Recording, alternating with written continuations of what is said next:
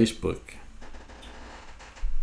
I'll give Facebook a second because I have to, on YouTube I have to type in the title. So it's Ted Talkz Steve. And if you're not getting the bandwidth, then we're going to dump YouTube because Facebook is the main event page. You're right. 3. Okay. I hear the gaming.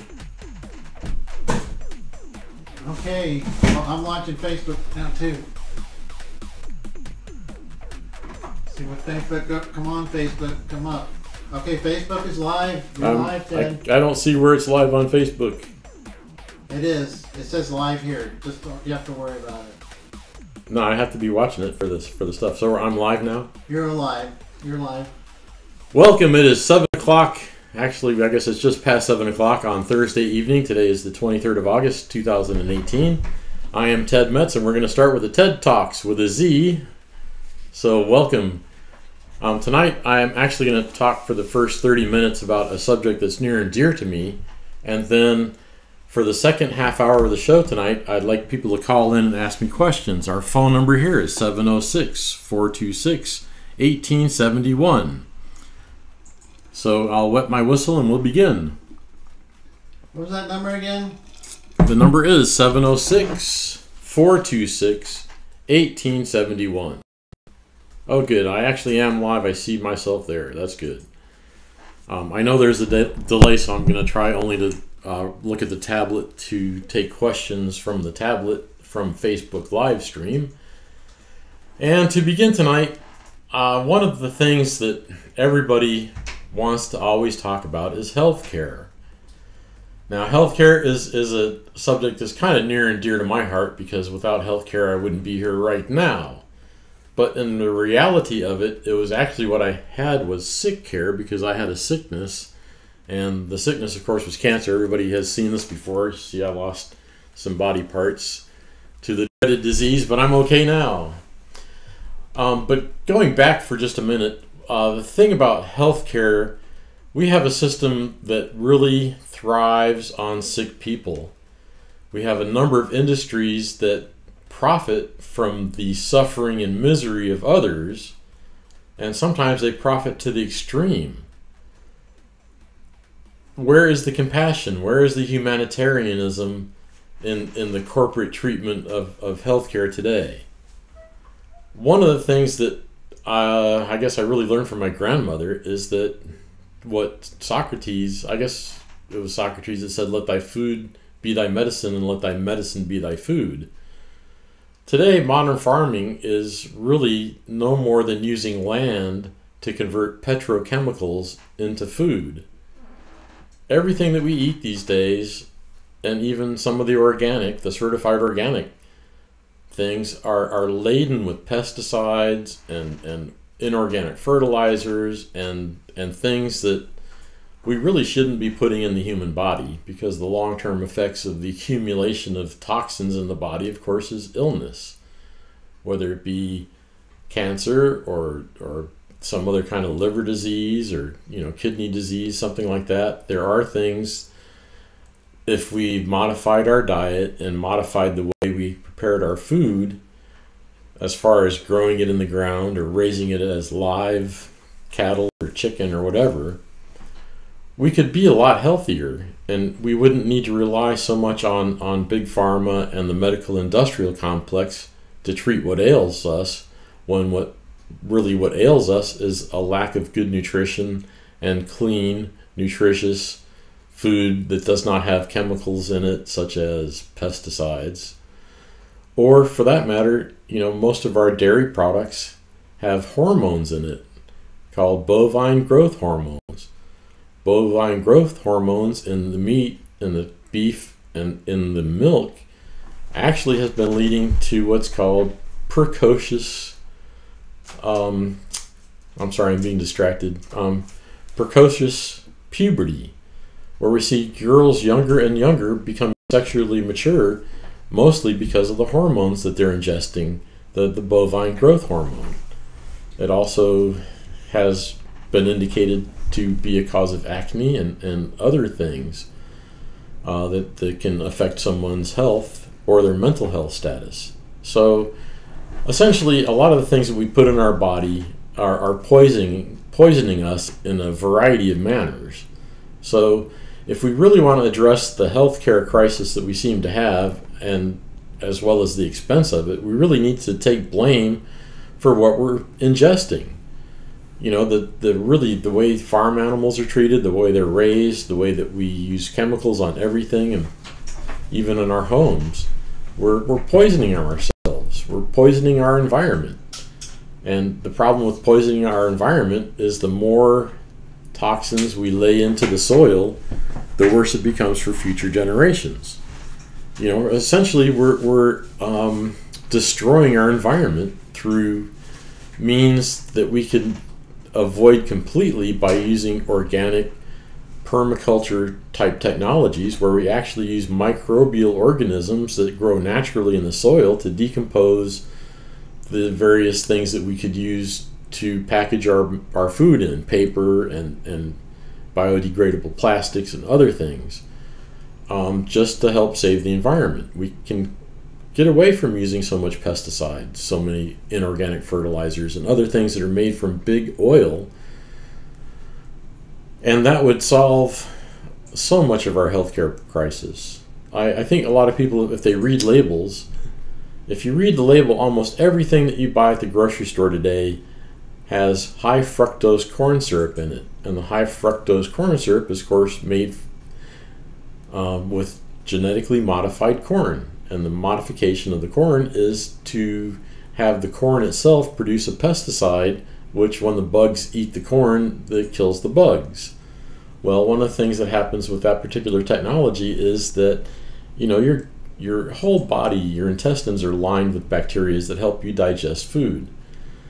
When your own, it's called gut bacteria. When your gut bacteria starts ingesting the genetically modified foods, it can pick up the piece of the DNA that actually causes the plant or an organism to produce a toxic pesticide. So a lot of people are sick today because of the manufacture of pesticides by their own gut bacteria. And there's ways to combat that, but we shouldn't have to deal with it in the first place.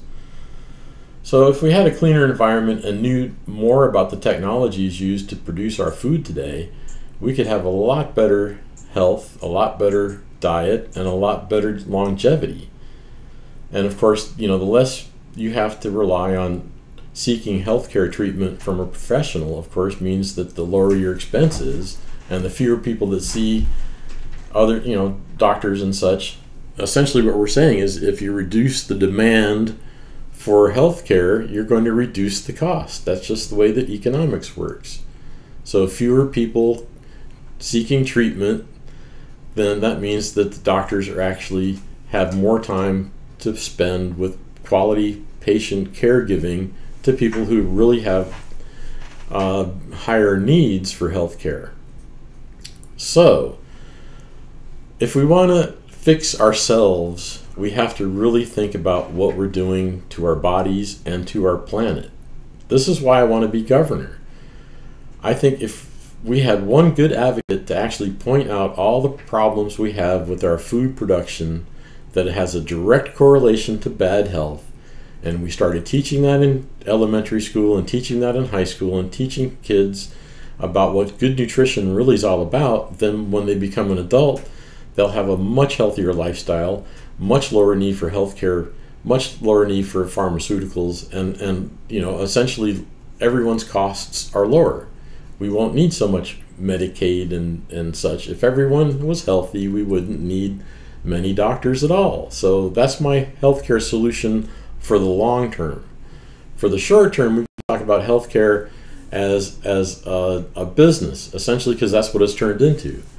And instead of, you know, one doctor, one patient, one nurse in the interaction, what has become of our healthcare system is that currently, especially under the Affordable Care Act, There are 159 different agencies and departments and hundreds of thousands of people that are in between your doctor and you, basically to control the quality of healthcare, the type of healthcare, the depth and scope of healthcare, as well as, you know, all of the costs. I mean, if you have 159 agencies and departments between you and your doctor, is there any wonder that when you go to see your doctor, you can't pay him $15 to $25 copay, and that's all he needs from you to make sure that he can pay his staff and his tort insurance and such? The fact of the matter is, in most countries with developed healthcare systems, when you seek healthcare treatment, their costs are about 20% of what the U.S. cost for the similar treatment is. And if you really look at it, if you went to Europe, there are people who actually do what they call healthcare tourism. And in the healthcare tourism, they'll go to Mexico, for example, to get false teeth. They'll go to Israel to get an open heart surgery. You know, the same surgery, an open heart surgery here in America, with, let's say, I've seen bills because I was in the healthcare industry for a long time, so not giving away any HIPAA incompliant stuff. A typical double bypass surgery, 3 days in intensive care, you know, 5 days in the hospital. The surgery bill, the hospital bill, and etc. is about $420,000. Yeah, for all of that, just, you know, for open heart surgery. Now, if you took that to Israel and had open heart surgery in Israel, your total bill would be somewhere in the $7,000 range. Now, if it's the same treatment in the same sort of facilities with the same kind of, you know, level caliber of doctors, in Israel it's $7,000. In the United States, it's $350,000, $400,000. Where does that $450,000 come from when it could have been, you could have saved $30,000 or more? Well, the answer is in that there's 159 departments and agencies in between you and your provider. Not to mention the whole thing about shuffling money between companies for insurance. Insurance has really largely gone from what its intention was to be a risk management pool of money, where a community would get together and say, okay, everybody puts in $20 and we'll do this every month, and then we'll build up a bank of money and we'll have that money in case of a disaster. That's what true insurance is. That's what insurance is supposed to be. It's supposed to be a pool of money that everyone puts into to provide reimbursement in case of a loss due to an unforeseen contingency, such as a hospitalization or a car accident. And what health insurance has basically turned into is a whole institute of meddling, collusion, conspiracy, you know, collecting premiums and denying claims. How many people does it take for, well, let me just go back and say that the way an insurance company works, basically you have an agent come out and sell you. The agent gets a commission as long as you pay your premium. Some of the premium goes into a risk management pool where that money is segregated to make sure that they can pay a future claim. The rest of the money gets distributed through their entire chain of employment, from the janitor all the way to the CEO, and then eventually the stockholders as well. You know, they say can only be a 10% profit for insurance companies. Well, you know, profit means anything left over after they pay all their bills. So they do exorbitant salaries, exorbitant commissions. So by the time their dollar is spent, you know, the 10% that they're actually retaining in profit, you know, that leaves 90%. Of that 90%, probably only 10% was spent on healthcare, and the other 80% was spent on salaries and commissions and all of the other operating expenses, including lobbying efforts, so that the insurance companies can get better sweetheart deals legislatively from Congress. So the whole system is ridiculous, and it's corrupt. If we got rid of all of those people and went back to a system where you went to see your doctor treated you, you paid the doctor, and that was the end of the cycle, instead of 159 agencies and departments in between you and your doctor, telling your doctor how to treat you, telling you what prescriptions are on your insurance plan, all this sort of thing. immediately we could see an 80% reduction in your healthcare costs. One of the ways to do this is really simple. Let me wet my whistle and I'll continue. The United States Code, Section 15, is called 15 U.S.C. Sections 1 through 8. What the 15 U.S.C. Sections 1 through 8 are comprised of is the anti-monopoly, anti-free trade, anti-restraint of free trade, collusion, conspiracy laws, known as the Sherman Act, the Clayton Act, and the Robinson-Patman Act. Those are part of the federal code, which means that basically they should be enforced. Now, what's happened with insurance companies and big pharma and some of the other corporations who seem to be getting constant breaks, even if they egregiously break the law, they are exempt. They've been exempted from the Sherman Act, the Clayton Act, and the Robinson-Patman Act. The Robinson-Patman Act in particular says that you cannot charge a different group of persons a different price for a similar service or item. So what that means, an illustration would be if you go to Baskin-Robbins for a 1-scoop ice cream cone and they don't have a price list on the wall, but they see you coming and you're wearing a pair of red shoes, there's a guy in red shoes, he's going to pay $5 for his ice cream cone. And then the next person comes in to get his 1-scoop ice cream cone, and he's wearing a pair of silver sneakers, and they go, silver sneakers, that's 50 cents. So he's charging one guy, one group in red shoes, $5 for an ice cream, and another guy for the same ice cream, 5 cents. That's a violation of the Robinson-Patman Act and restraint of free trade.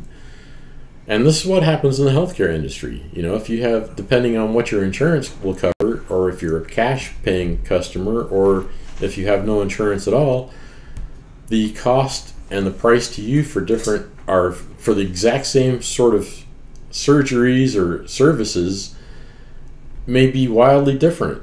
Sometimes up to 100% different, sometimes up to 250% difference. I'm going to give a specific example of snake bite venom, anti-venom. In border states like Texas and New Mexico, if you get bitten by a rattlesnake, you can go to the local hospital and get an anti-venom shot. Actually, it's a series of 5 shots. And in the United States, it costs somewhere around $30,000. $30,000 to save your life. Okay, maybe that's appropriate. But you can travel 10 miles across the border into Mexico and get exactly the same anti-venom made by exactly the same manufacturer for around $50 a shot. How is this legal? Isn't that that's price gouging, in fact? Well, it's Big Pharma. Big Pharma has Congress, I guess, between their lobbyists and their gifting and their campaign contributions, have gotten Congress to exempt them from 15 U.S.C. Section 1, which is all the stuff about monopoly positions, restraint of free trade, and collusion and conspiracy and all that sort of unethical behavior. How do they justify it? Well, in my opinion, they don't really justify it. The way that they got around it was in 1951, Congress passed a law that allowed drug manufacturers to charge different prices within the United States as anywhere else in exchange for providing a patient program to allow for free drugs for people that qualify for their program, like an indigent care program. Well, ever since then, Big Pharma has been, I guess you could say, raping and pillaging Americans, when you can, if they charge you $300 for a pill that costs them a nickel to manufacture, which you can get in Canada for 25 cents, that seems to me to be a problem. And again, by just simply applying the law equally across the board, 15 U.S. Section 1, we could eliminate big pharma tyranny. We could eliminate a lot of the big hospital chain tyranny and the price gouging, the price fixing, all of that sort of thing. And then by going back to a system where you had direct contact with your doctor, you paid the doctor his fee, and then perhaps had a catastrophic plan in case you went to the hospital, that would be a much better solution than what we have now, which I call basically Band-Aid and bunion care. You know, you go see the doctor for a sniffle. If we understood how our bodies worked and how we healed, and when it was time to go see a doctor and when it wasn't, this gets back to educating people in high school and in grade school about your health. Again, good nutrition means that you have a better health profile to start with. You need less doctors. If you understood that if you had a sniffle, maybe you could rule out, maybe you just have dusted in the house and you're sneezing at the dust and you don't really need to go see the doctor. Having some basic rudimentary triage skills to know when you needed to go see a doctor. Obviously, if you cut your foot off, you need to go see the doctor. That's pretty duh. But, you know, if you just have sniffles or a runny nose or something like that, a red eye, you know, using telemedicine also to help diagnose when it would be a good time to see a doctor and when a doctor was not necessary would also be a much better use of healthcare resources. Telemedicine has been part of America ever since the technology was developed, you know, like Skype and some of the other video chat line services. Using telemedicine, even today we have these mini clinics. You can go and see a nurse practitioner, but it's even easier to sit down with your smartphone and dial a doctor and say, hey doc, this are my symptoms, you know, look at my tongue, blah, blah, blah. And the doctor can say, okay, well, yeah, you look like you have such and such. What's your temperature? And, you know, do some things over the telephone rather than actually taking the time to go making a visit to a clinic. It's much more efficient, and it costs so much less. And it also keeps people out of clogging up the system for things that they don't actually need to be there for. All right, so getting back to the basics. You know, we can fix a lot of the problems we have with our healthcare by understanding what it takes to be healthy, number one. Number two, by fixing the actual delivery system of healthcare through better use of technology and better understanding of when health-seeking behavior should be taken action on, or whether you can stay home and have the sniffles for a minute. That would solve lots of our problems. But again, the biggest part of solving the problem is eliminating the 159 agencies and departments that stand between you and your doctor and your health care. To give an example of how low cost and how much improved healthcare can be using a model that already exists, it's called concierge health. And concierge health is just the name. Basically, you have a membership to a doctor, much like you'd have a gym membership. So you can go have unlimited visits if you need it. You can have great access to the doctor whenever you need it. Of course, the doctor facility has all the testing for blood and, you know, other or sort of diagnostic testing right there. But the thing is, he's not a part of a huge chain. He's not part of the 159 departments and agencies in between you and him. You know, everyone, the whole community pays a monthly fee, so he's got a decent, you know, income stream to pay all the bills, and he's not raping and pillaging like the insurance companies do. So it also, again, provides more localized, geographically speaking, healthcare facilities within a neighborhood or a community, and the healthcare outcome of concierge medical concepts is 30 to 35% better healthcare outcomes for the patients who utilize that sort of service. You know, and that's the sort of thing that we need to look at for the future of healthcare. You know, we could take Medicaid as a block grant and apply it to that sort of concept to set up neighborhood, community, concierge services for people who need it the most, that need more access to healthcare, and it would reduce the overall healthcare output by up to 2/3. Now, that's what we really need to start doing is reducing the healthcare burden of departments and agencies that have absolutely nothing to do with the healthcare delivery, but certainly do shuffle the money around. Again, also 15 USC Section 1, utilizing that would reduce costs tremendously. So the other thing I can say about this is a model called the Oklahoma Surgical Center in Oklahoma City. Let's see. I guess I can't think of the town that it's in. Anyway, that particular clinic has a price list for surgeries. They don't accept insurance. They only do cash. So if you have an appendectomy, they have a set price for it. This is your price. Tonsillectomy, they got a set price. When you go to any other hospital in America, they have no idea what the price is going to be because they keep adding stuff on. Okay, you aspirin, okay, that's another $30. Oh, you need a tissue, okay, that's another $5. They just find ways to continue to bill you until your insurance company starts rejecting the claims. And of course, they charge you the 20% copay, and then the other 80% shuffles around between the 159 agencies and all the insurance companies. So the Oklahoma Surgical Center, again, is a licensed medical facility that actually does surgeries of all sorts. They do any type of surgery you can think of. They do knee repairs, they do hernia surgeries, they do everything. But the difference is they only take cash, and they have a set price for each of their procedures. Under Medicare and Medicaid, doctors actually do have a set price for a diagnostic code. So essentially, we already have in place a way to go to a set price.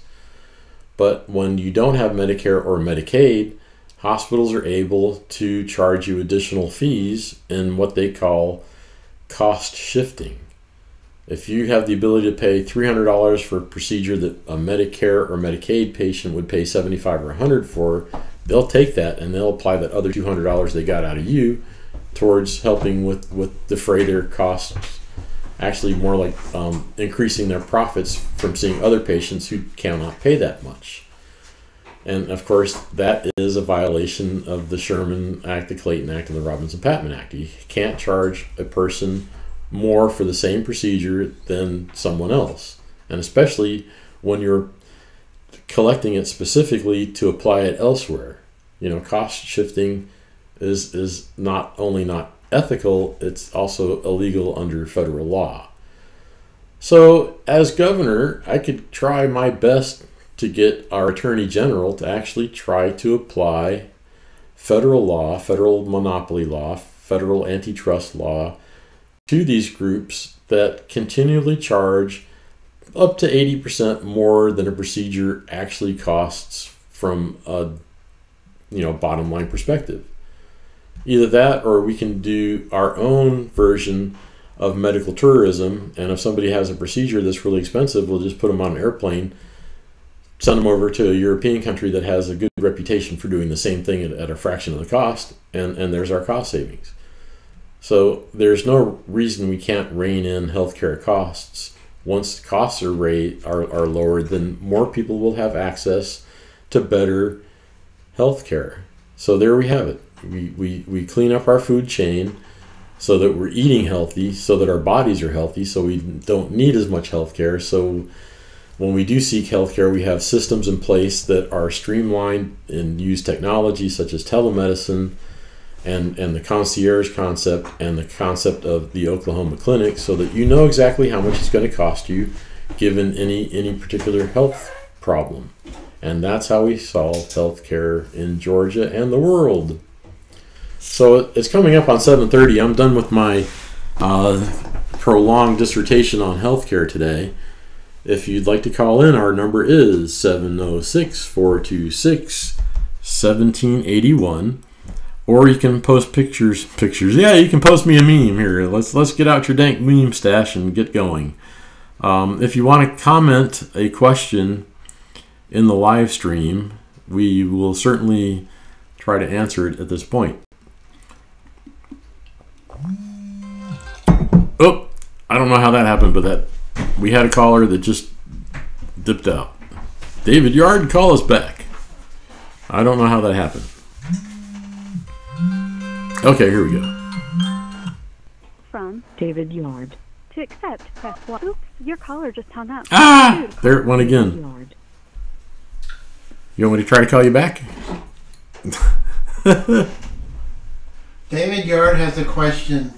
Yeah, I'm going to try to redial him since his number came up, and I don't know what's going on with his phone, but I told you it was acting goofy. Call from David Yard. To accept. Okay, let's see if we can get you now. David Yard, you're on the air. David, I need my engineer to turn up your volume. Okay, I got it all the way up. And I'm gonna call you back, David. So here, let's just try this.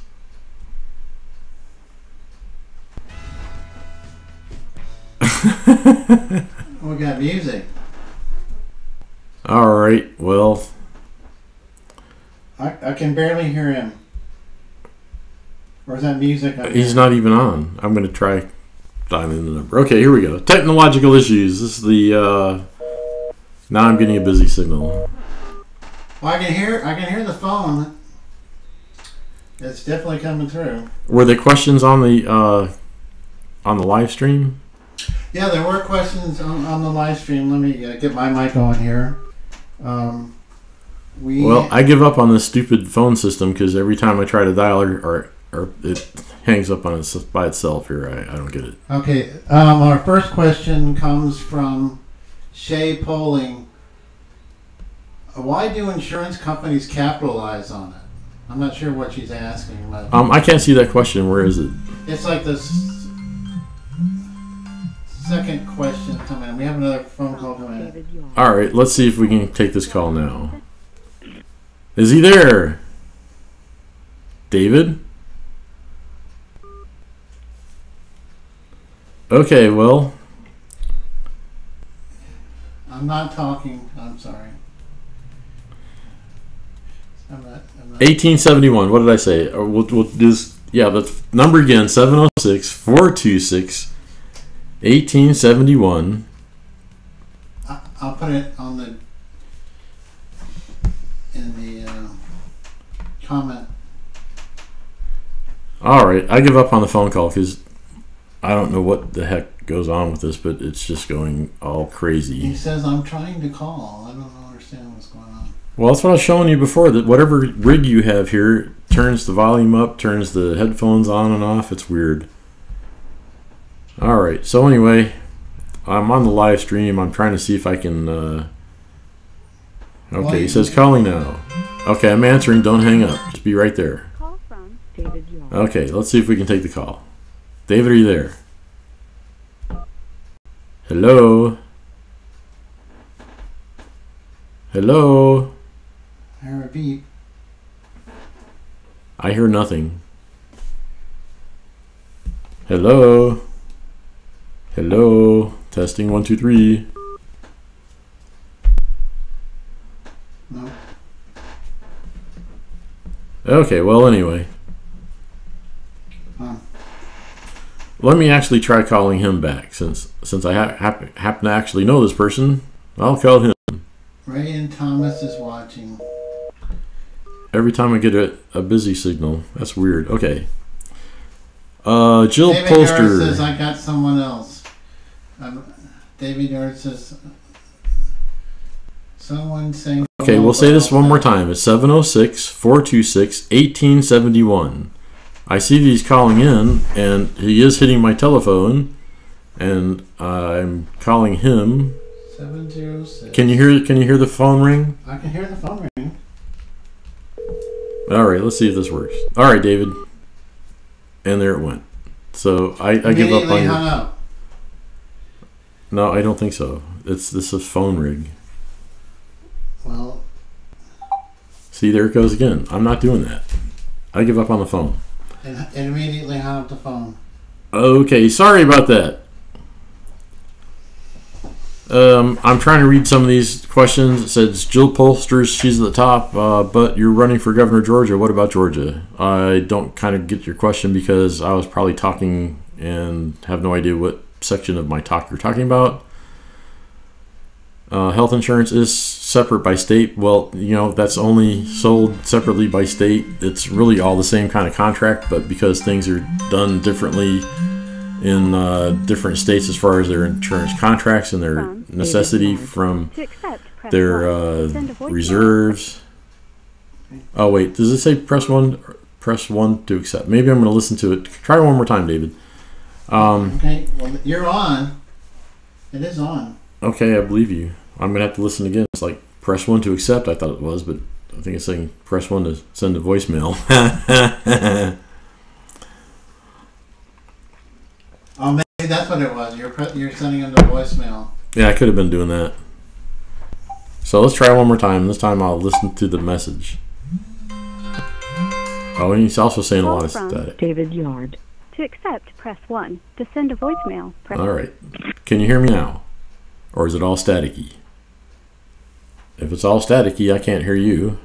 Are you speaking? You haven't hung up, so we're connected. What's up on your side? Can you hear me? Can you hear me? Testing 1, 2, 3. All right, he hung up. Apparently he can't hear. All right, so I'd love to take a call, but it's not working. Okay, I put the phone on. Maybe somebody else will call. Is that you playing the music? Maybe. Huh. That's coming off your phone. I'm killing the music. That's so strange because I don't have any music apps going on. Well, that's definitely you because I just killed the sound on the phone. Huh, that's funny. All right.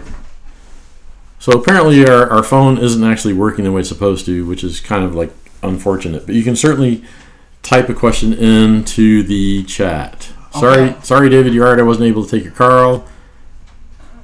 Okay, you want me to read a question here? We got a question from Amy Hendricks. Yes, I see that. We're going to try this one more time. David Yard. To accept. All right, let's see. Can you hear us now, David?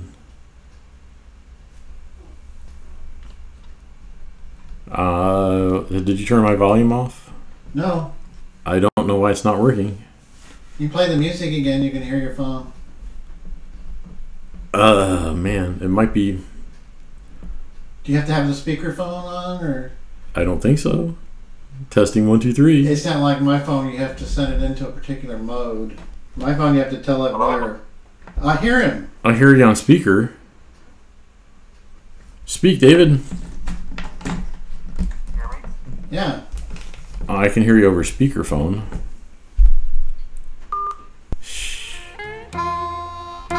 I don't know where the music's coming. I don't have a music app, so I give up. I'm done trying to do the phone thing.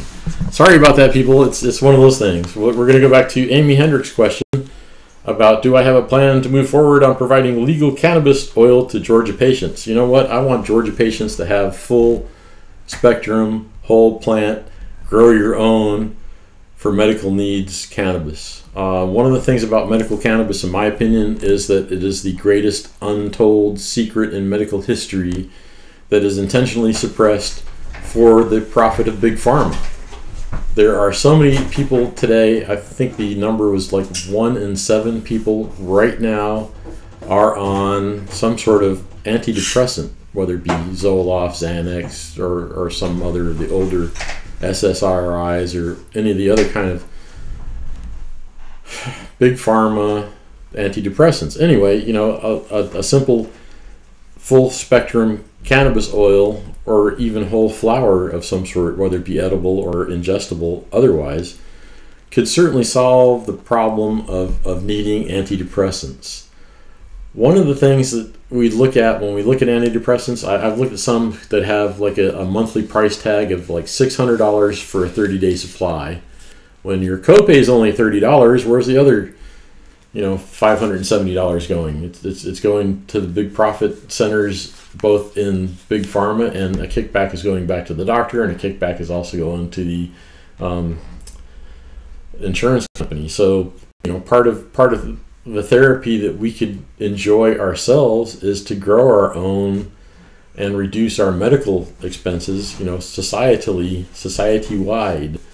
But, let's go on a little bit more about industrial hemp feeding herd stock, feeding chickens the cannabis seeds. It's a much healthier, much better diet than the type of diet they're currently being fed.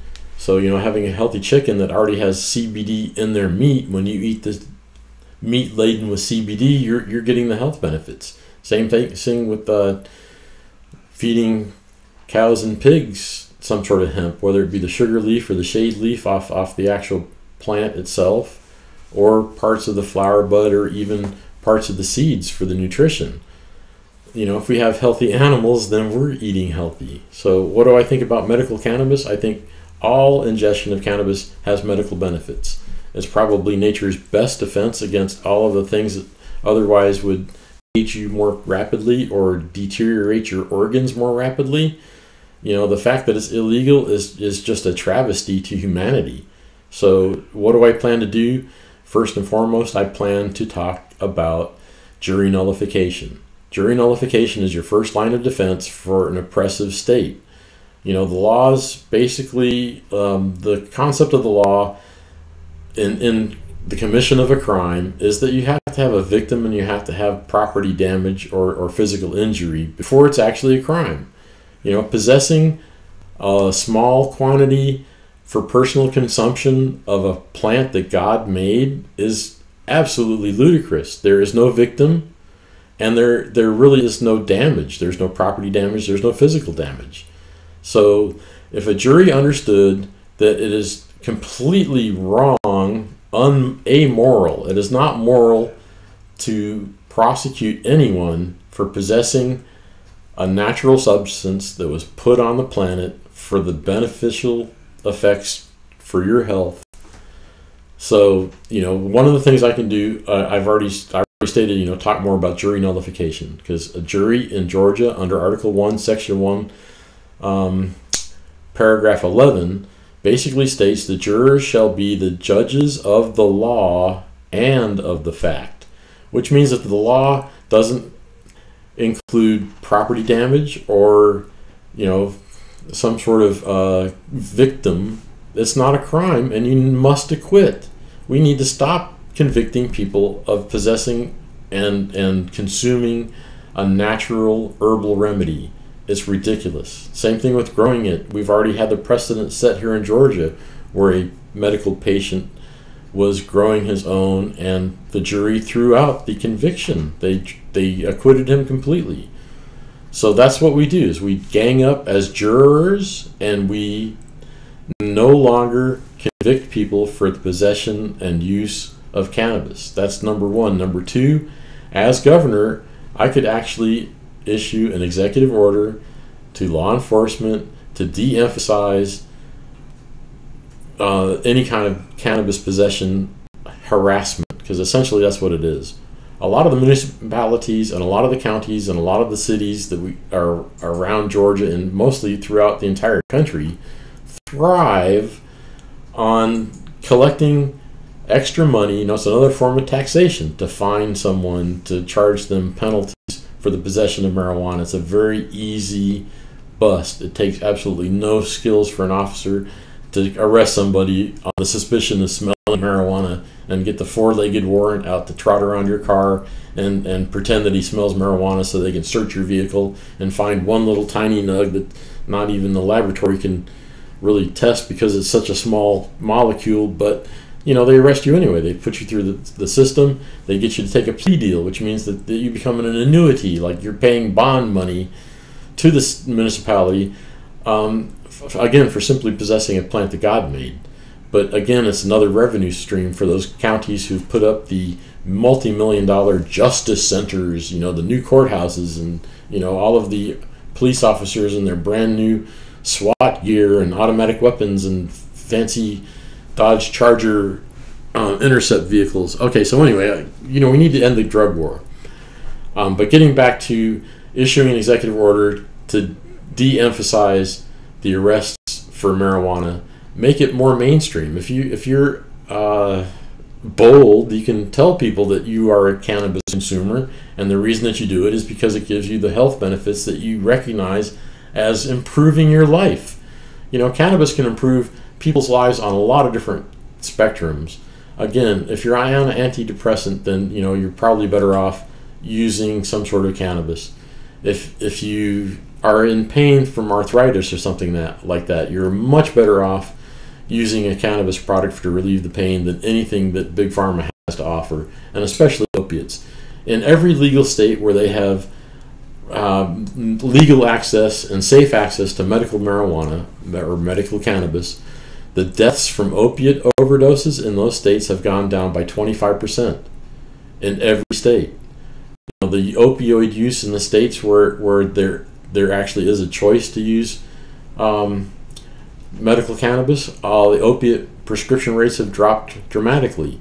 And I was actually watching a documentary on something the other day, but basically they're saying that we need to blame the doctors. The doctors are the ones that are at fault for prescribing the opioids, and they're at fault for not prescribing medical cannabis. Medical cannabis was on the U.S. Pharmacopoeia from 1850 until 1942, when the AMA finally realized that the prohibition of marijuana, the Marijuana Stamp Act that went into effect in 1937, was actually included hemp, industrial hemp, and cannabis. They call it cannabis indica. Basically, most of your patent medicines contain some kind of cannabis tincture. It was the most widely prescribed analgesic, painkiller, anti-emetic, help you with nausea and vomiting and epilepsy and blah, blah, blah. Yet they still threw it out, even though the doctors were the ones that were prescribing it the most. We need doctors today to start re-prescribing cannabis the way they did before the Marijuana Stamp Act of 1937. If they just did a little historic research and they look back in some of their older medical journals and some of the older pharmacopoeias, they would see that it was, again, the most widely prescribed, most widely manufactured, most widely taken tincture, oil, snake oil, if you want to call it that actually worked. And this whole opioid crisis is so heinously misguided. It's immoral for a doctor only to have one thing that the government tells them they can prescribe for pain, when it's really not even that effective. Whereas medical cannabis is not only much more effective, it's also completely non-toxic, and it's a necessity for the endocannabinoid system. Our bodies grew up with cannabis. I'm going off deep end here. Sorry about that. So to answer your question, number one, jury nullification. That's my first line of defense in getting. People are just going to have to start growing it themselves and take it to court and plead to the jury, and the jury will nullify. The more mainstream, the more we can get pot and marijuana and all of that stuff in the mainstream and erase the 80 years of the reefer madness mentality that we've seen. Actually replace the fear with facts. There's a lot of Christians who go on and on. Oh, it's blah blah blah. It's evil. It's like, okay, well, if you actually looked up the history of cannabosum, Jesus healed with cannabosum. If you look up the texts, a lot of the scholars who've reinterpreted the original, Aramaic and Greek scrolls have come up with, hey, this was a mistranslation. They were actually talking about cannabis. Cannabosum is a cannabis extract. Jesus healed with cannabis. The whole, we got a 10,000 year written history of Ayurvedic medicine from India. They use the ganja for everything. They still use ganja for a lot of different treatment modalities that actually are curative, not just palliative. It just doesn't mask the pain. It actually kind of helps eliminate the pain. Same way with several other countries that use ganja or cannabis or whatever they call it in their country. Even Mexico completely legalized marijuana because they know that it is a human right to treat yourself the way that you feel that you should, whatever benefits you. Big Pharma is not benefiting people. Cannabis can benefit people. We should be able to grow our own. So I'm going to continue to push, like I've pushed for the last 6 years, for the legislators, the legislators to actually just give up on this drug war. Police and other law enforcement resources could be much better utilized actually fighting real crime against property, against persons where there's actually a victim. They've probably got a 5-year backlog of rape cases that they're too busy, busting, a couple of brothers riding around downtown. You smell like marijuana, you're going to jail. Even though marijuana is decriminalized for possession in the city of Atlanta to a $75 ticket, they can still apply the state law. And the funny thing is, since that new ticket system in Atlanta has been implemented, 100% of the arrests in June were young black men. You know, they're still using the marijuana and the drug war as an oppressive measure, you know, tyrannical oppression against the black people. It's crazy.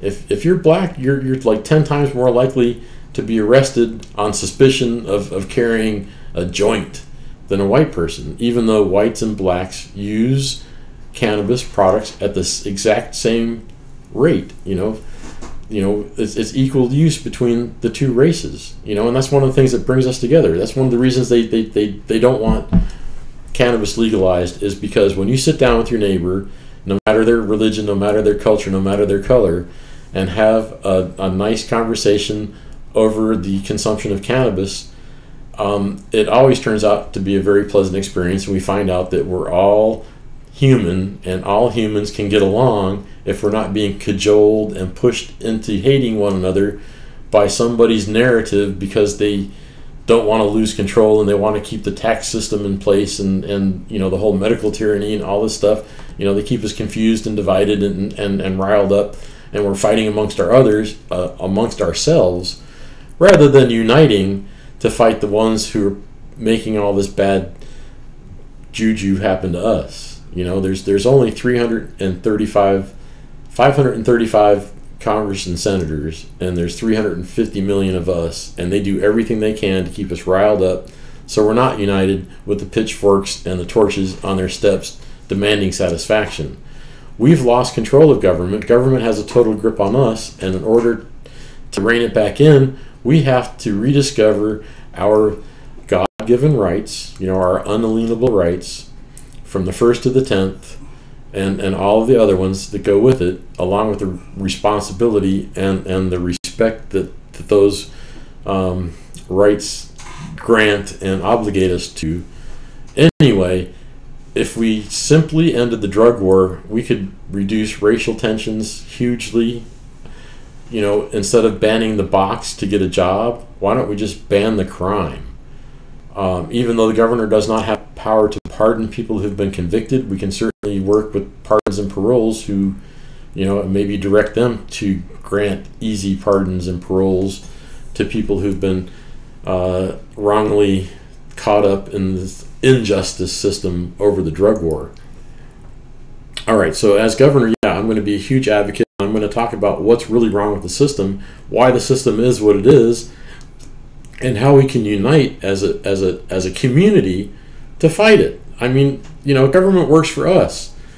If you guys can't understand that government works for us, and when government stops working for us, it's time for us to kick some butt. I mean, that's why I want to be governor. It's time to kick some butt. Government's out of control.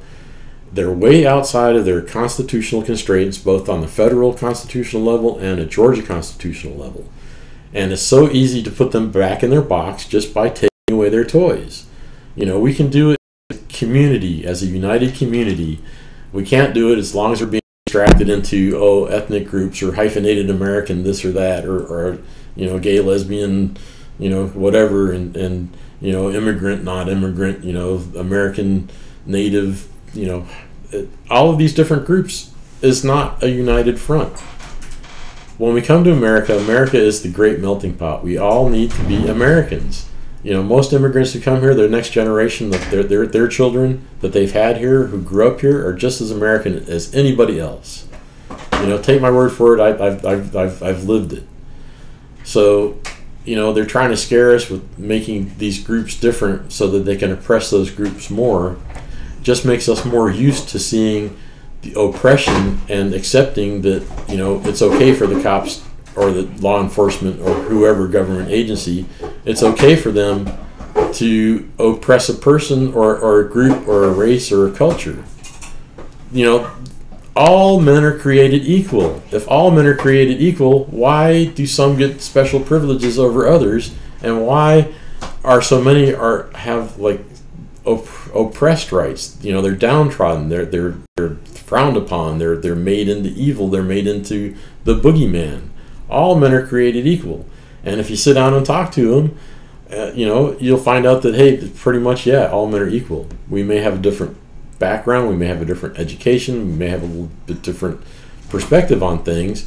But on the most basic human rights issues, we're all the same. We all want to love. We all want to live. We all want to be happy. We all want to have a comfortable seat on the couch and watch our program, which is another story for another time. But, you know, what I want to do with cannabis in Georgia, I want everyone to have access to it.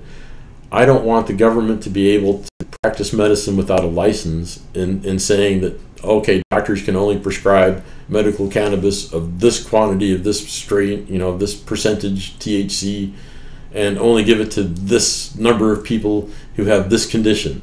You know, that's ridiculous. Government does not have the constitutional authority to dictate who can have what and who they can keep stuff from. It is the most ridiculous thing ever, and we can fix it just by putting our foot down. So, all right, so that's my answer on cannabis. Now let's see, is there another question? We got David.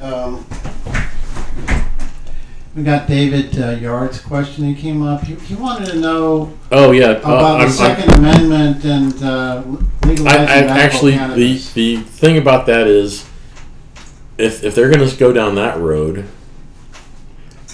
well, let's start at the very beginning. See, the you know, the whole